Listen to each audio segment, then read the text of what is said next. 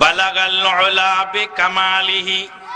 সিলেটে আলেমের অভাব নেই, বহু আলেম। বালাগা হলো ফেলে লাজিম। আমি আমান মাদানি ভুল বললে আপনি আমাকে প্রশ্ন করবেন, বালাগা ফেলে লাজিম না ফেলে মুতাআদ্দি? আলেম ওলামা যারা আছেন জবাব দেন, বালাগা কি ফেলে লাজিম না ফেলে মুতাআদ্দি? ফেলে লাজিম। আলেম আছেন না এখানে স্টেজের মাহফিলের মধ্যে? আলেম বা তালেব ইলম আছেন নাকি? হাত তোলেন তো কারা কারা আছেন। আলহামদুলিল্লাহ, জাযাকুমুল্লাহ খায়রান।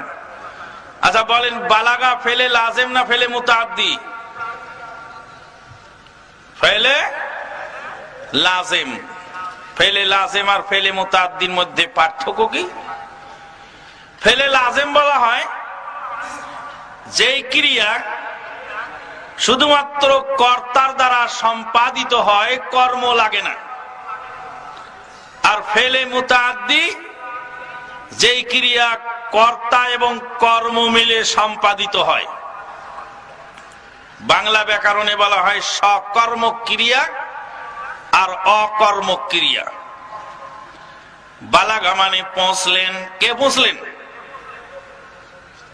কে পৌঁছলেন? আল্লাহর নবী পৌঁছলেন বালাগাল উলা, সফলতার হিমাদ্রি শিখরে আল্লাহর নবী পৌঁছলেন বিকামালিহি, তার কামালিয়াতের দ্বারায়।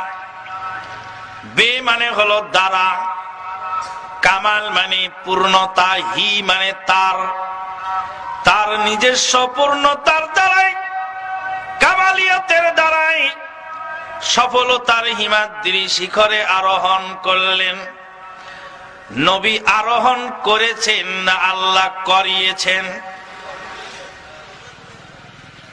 নবী সফলতার হিমাদ্রি শিখরে আরোহণ করেছেন না আল্লাহ করিয়েছেন?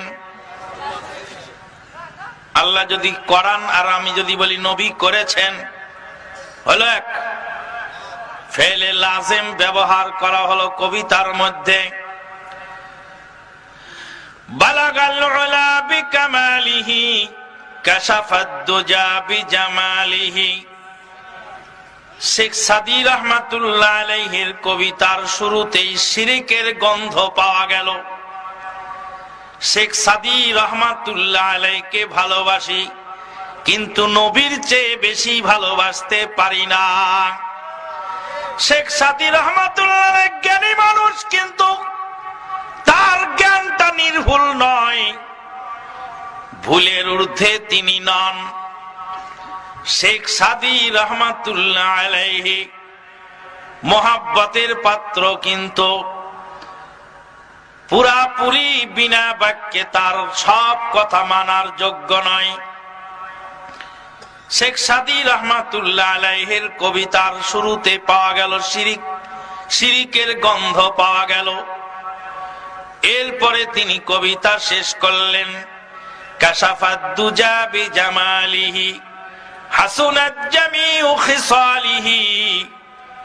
কবিতা শেষ হয়ে চলল, কবিতার মধ্যে কোন দরুদের নাম গন্ধ নাই। শেষে এসে তিনি বললেন সাল্লু আলাইহি ওয়া আলিহি, তোমরা সবাই নবীর উপরে দরুদ পড়ো এবং নবীর পরিবারের উপরে দরুদ পড়ো। শেখ সাদী রাহমাতুল্লাহ আলাইহি দরুদ পড়ার জন্য নির্দেশ দিয়ে দুনিয়া থেকে বিদায় হয়ে চলে গেলেন। নিজে কিন্তু দরুদ এই কবিতার মধ্যে পড়েন নাই। কবিতার পুরাটা পড়েও ওর মধ্যে দরুদ পাওয়া যায়নি।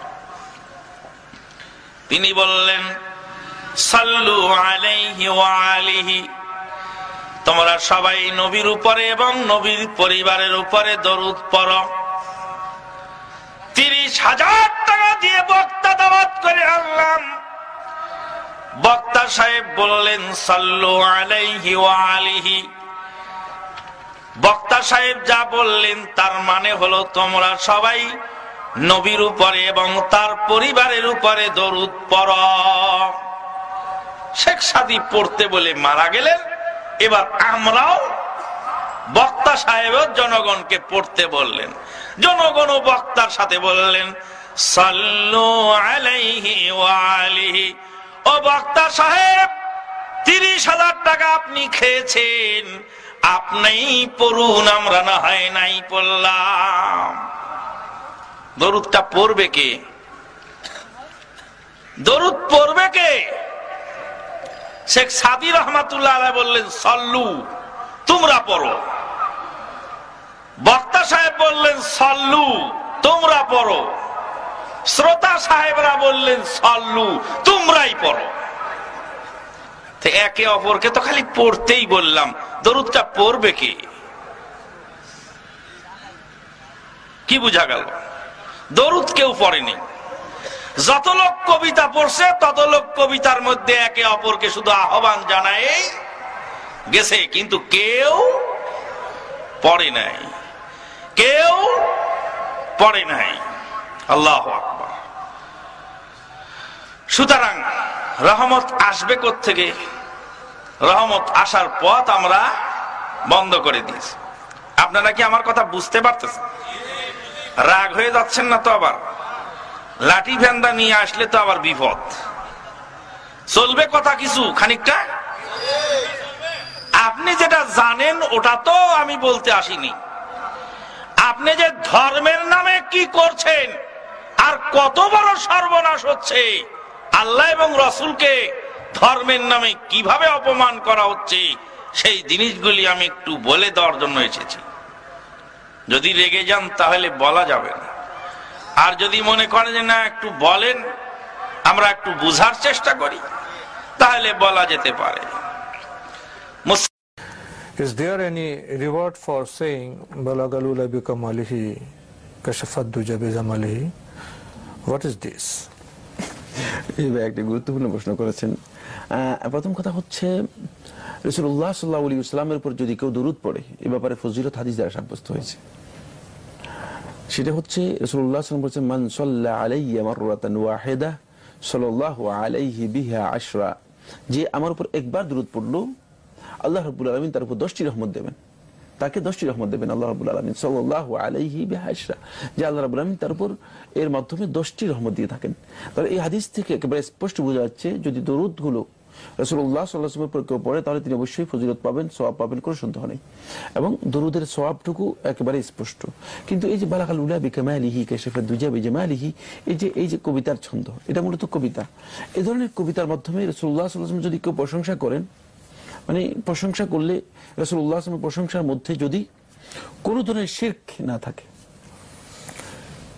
দ্বিতীয় হচ্ছে কোনো ধরনের গুলু, এটাকে আরবিতে বলা হয় গুলু, বাংলায় বলা হয় অতিরঞ্জন, বাড়াবাড়ি। যেটা বাড়াবাড়ি যদি না থাকে, কোনো ধরনের শিরক না থাকে, কোনো ধরনের বাড়াবাড়ি না থাকে, এবং তৃতীয় নম্বর হচ্ছে রাসূল সাল্লাল্লাহু আলাইহি ওয়াসাল্লাম প্রশংসা মানে এমন পর্যায়ের প্রশংসা যে প্রশংসা করতে রাসূলুল্লাহ সাল্লাল্লাহু আলাইহি ওয়াসাল্লাম নিষেধ করেছেন, এমন কিছু যদি না হয়, এই 3টি শর্তে যদি কোনো ব্যক্তি প্রশংসা করে, সেটা কবিতার মাধ্যমে হতে পারে, সেটা গানের মাধ্যমে হতে পারে, তিনি অবশ্যই সওয়াব পাবেন।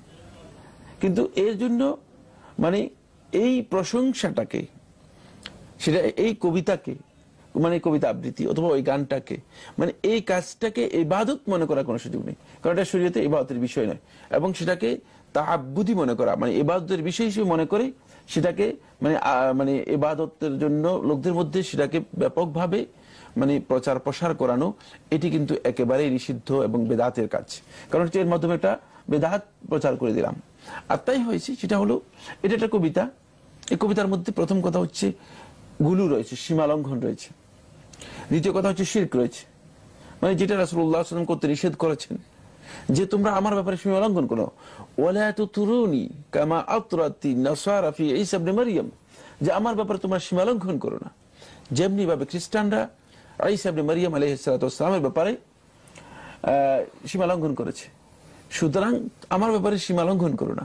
ঠিক তাই করেছে। এখানে সীমা লঙ্ঘন মানে এমন পর্যায়ে সীমা লঙ্ঘন করেছে যে মানে এটা আল্লাহ রাব্বুল আলামিনের ক্ষেত্রে প্রযোজ্য হতে পারে, রাসূলুল্লাহ সাল্লাল্লাহু আলাইহি ওয়াসাল্লামের ক্ষেত্রে প্রযোজ্য হতে পারে, এমন সীমা লঙ্ঘন এই মানে কবিতার মধ্যে বা এই ছন্দের মধ্যে বা এই বাক্যাংশের মধ্যে করা হয়েছে।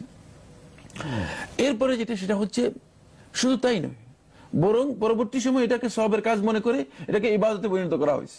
মানে এটা মনে হয় যেন এটাকে তেলাওয়াত করাটাই, যেমন কোরআনে কারীম যেভাবে তেলাওয়াত করা হয়ে থাকে ঠিক সেভাবে, যেমন দরুদ শরীফ যেভাবে আমরা মানে রাসূলুল্লাহ সাল্লাল্লাহু আলাইহি ওয়াসাল্লাম যেভাবে শিখিয়েছেন সেভাবে আমরা পড়ি, যেমন তাশাহুদ রাসূলুল্লাহ সাল্লাল্লাহু আলাইহি ওয়াসাল্লাম আমাদেরকে শিখিয়েছেন, তাশাহুদ আমরা ঠিক যেভাবে পড়ি ঠিক এইভাবে এই কবিতা বা এই কবিতার অংশকে এইভাবে তেলাওয়াত করা হয় থাকে, এবং এটাকে মুতাআব্বাদ বিহি মনে হয় যে এটা তাআব্বুদের ইবাদতের একটা বিষয়, মানে এটাকে পড়াটাই হচ্ছে সওয়াবের কাজ, এমনটা মনে করা হয় থাকে, যেটা গর্হিত, নিষিদ্ধ, বেদাত এবং হারাম।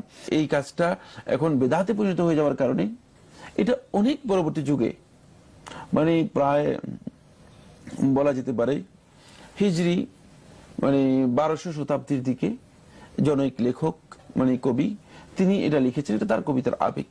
কবিতার আবেগের ক্ষেত্রে দুটি বিষয়, একটা হচ্ছে আবেগের মাধ্যমে কোনো কবি মানে প্রশংসা করতে গিয়ে সেখানে অতিরঞ্জন করতে পারেন, সীমা লঙ্ঘন করা যাবে না, মানে অতিরঞ্জন করতে পারেন, কিন্তু সেই অতিরঞ্জনটুকু যদি মানে শরিয়ার দিক থেকে গর্হিত হয়ে যায় তাহলে সেটা মানা যাবে না, সেটা মানার সুযোগ নেই। কিন্তু যদি অতিরঞ্জন করেন আর সেটা যদি শরীয়তে মানে নিষিদ্ধ এমন কোনো বিষয় না হয়ে থাকে, তাহলে অতিরঞ্জন বলতে আপনি মানে সুন্দরভাবে প্রকাশ করার বিষয়টা বলছেন। প্রকাশ করার ক্ষেত্রে তিনি হয়তো এমন তিনি একজন বললেন যে মানে একজনকে উদাহরণ দিলেন যে ইনি হচ্ছেন এক বিশাল সমুদ্র, এমন এই সমুদ্রের মধ্যে মানে কোটি কোটি মণিমুক্তা লুকায়িত আছে, মানে এটা অতিরঞ্জন হয়ে গিয়েছে, কোনো সন্দেহ নেই। যেমন হাফেজ ইব্রাহিম তার কবিতার মধ্যে আনাল বাহরু ফি আহশাই দুররু কামিনুন, তার কবিতার মধ্যে বলেছে যে আমি বিশাল সমুদ্র, আমার এই সমুদ্রের ভিতরে রয়েছে অনেক অনেক মণিমুক্তা, মানে এটা উদাহরণ দিচ্ছি। তো এই ঠিক এই যে এটা তো আসলে অতিরিক্ত কথা বলেছেন, একটু অতিরঞ্জনের মধ্যে আছে, কিন্তু শরীয়তে এটা গর্হিত নয়, মানে এটা নিজে অতিরিক্ত বলেছেন। সেক্ষেত্রে এটা মানে শরীয়ত কবিদের এই অতিরঞ্জনকে মনে করে যে কবিরা এই ধরনের কথা বলেন, মানে এটা মানে এটাকে সাধারণভাবে নেওয়া হয়। কিন্তু অতিরঞ্জন এমন পর্যায়ে চলে যায় যে স্টেজ অতিক্রম করা যায়, যেমন মানুষকে আল্লাহর স্টেজে নিয়ে গেল, খালেককে মাখলুককে খালেকের স্টেজে নিয়ে গেল।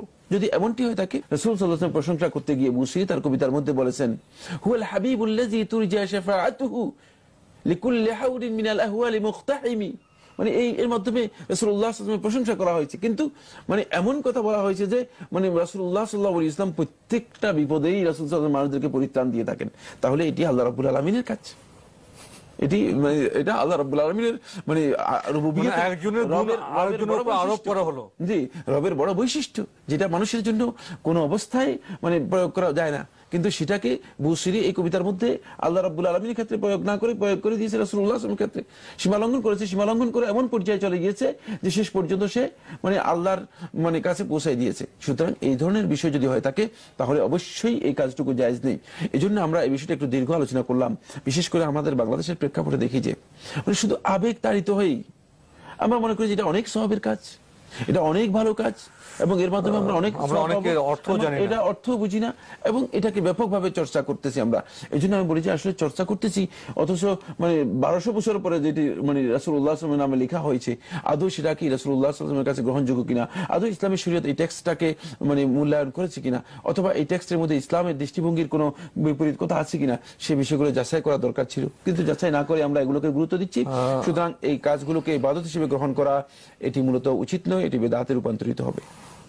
আপনি যে স্পষ্ট করে বলেছেন যে রাসূলের শানে আমরা দরুদ পড়ব, এটা ইবাদত, এবং প্রসঙ্গত আমরা এটাও জানি যে ইবাদত হতে হলে যে বিষয়ে আল্লাহ কথা বলেছেন, করতে বলেছেন, রাসূল পথ দেখিয়েছেন, এই দুইটি শর্ত যুক্ত আছে।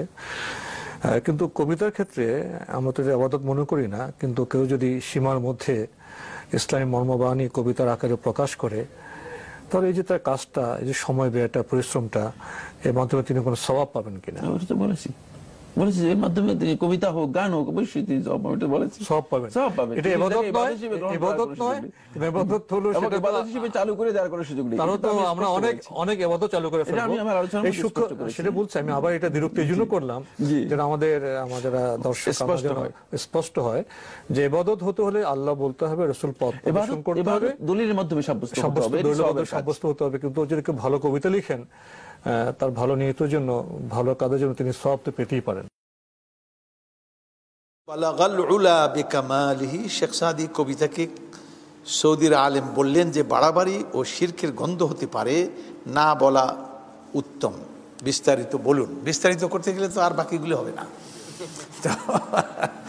তো এটা শেখ সাদি রহমতুল্লাহ আলাই এটার ব্যাপারে বলা আছে, একদিন তিনি বসে বসে ইয়ে করতেছেন, নাত লিখতেছেন।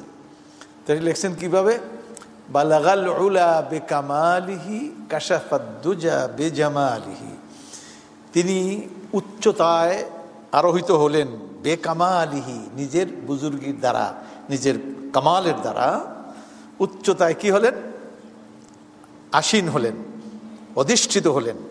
বালাগাল উলা বেকামালিহি কাশাফাদ দুজা বেজামালিহি, অন্ধকারকে দূরীভূত করলেন নিজের সৌন্দর্যের ছটার দ্বারা। বেজামালিহি হাসুনাত জামিউ খিসালি, তার সমস্ত খাসলতগুলি সুন্দর। এই তিনটা লেখার পরে চতুর্থ মিলাতে পারছেন না। তো স্বপ্নে নবী সাল্লাল্লাহু আলাইহি ওয়াসাল্লামকে দেখলেন, তো দেখলেন যে কি কি অসুবিধা আছো তুমি? বলে আমি তো তিনটা লিখলাম আর বাকিটা পারছি না। বলে লেখো সাল্লু আলাইহি ওয়া আলিহি, মিলে গেল যে তাকে, তার উপরে দুরূদ পাঠ করো, তার আওলাদের উপরে দুরূদ পাঠ করো, তো হয়ে গেল। তো বালাগাল, এটা নিয়ে কামাল হলো আল্লাহর জন্য, কামাল কার জন্য? বান্দার মধ্যে কামাল থাকে না, কামাল হলো, তারপরেও মানুষকে কামাল বলে অনেক সময়। এই কামাল বলে এটা হলো, এটাকে রিলেটিভ বলে, ইংরেজিতে বলে রিলেটিভ। বান্দার সমস্ত কাজ হলো রিলেটিভ, রিলেটিভিটি এর মধ্যে আছে, আপেক্ষিকতা। আর আল্লাহর কাজ হলো, আল্লাহ হলেন অ্যাবসলিউট, পরম নিরঙ্কুশ। সুতরাং এই যে কামাল শব্দটার মধ্যে নিরঙ্কুশতা আছে, সেই জন্য ওনারা বলেন যে কামাল তো আল কামাল লিল্লাহ। এটার মধ্যে শিরকের গন্ধ, শিরক তারা বলছেন না, বলে গন্ধ আছে, ওই নিয়ে যেতে পারে। এই জন্য দা মা ইয়ারিবুক ইলা মা লা ইয়ারিবুক, যেখানে সন্দেহ আছে ওটা ছেড়ে দাও, যেখানে সন্দেহ নাই ওখানে চলে যাও। তো অতএব এরকম অবস্থা, মুফতি এইভাবে ফতোয়া দিবে যদি দেখে কোনো একটা কাজ ফি নফসিহি, নিজের দিক থেকে ইটসেলফ এটা হালাল, কিন্তু এই কাজের অনুমতি দিলে এটা হারামের দিকে নিয়ে যেতে পারে, অতএব হালালটাকে নিষিদ্ধ করে দিবে। মুফতি তখন ব্যক্তি বিশেষের প্রতি লক্ষ্য করে তার জন্য বলবে তোমার জন্য এটা বৈধ না, যদিও এটা হালাল, কিন্তু বলবে তোমার জন্য এটা বৈধ না, কারণ এই মোবার মাধ্যমে হারামে পড়ে যেতে পারে সে, মুফতি যদি টের পায়। অতএব এইগুলি নিয়ে আমাদের দেশে বাড়াবাড়ি হয়, এটা নাটাই ভালো, যদি আমি এটা শিরক মনে করি না, এটা আপেক্ষিক কামাল।